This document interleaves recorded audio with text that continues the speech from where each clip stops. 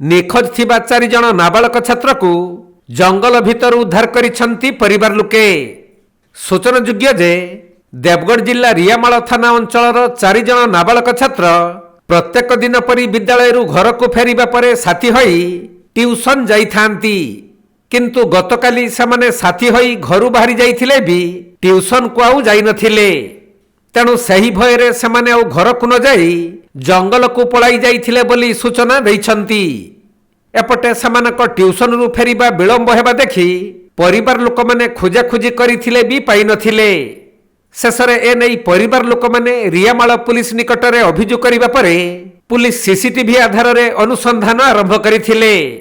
ପରେ ସେହି ନାବାଳକ ଛାତ୍ରମାନେ ଜଙ୍ଗଲ ଭିତରେ ଥିବାର ଖବର ପାଇ ପରିବାର ଲୋକମାନେ ସେମାନଙ୍କୁ ଉଦ୍ଧାର କରି ଘରକୁ ଆଣିଛନ୍ତି। ओके जों आगुल काटे हां आय रे মই আই দুর্গা কালি দেখিলি কোড়ে দিলো রাতে কোড়ে দিলো বানার ছিল রাতে আমরা ঘর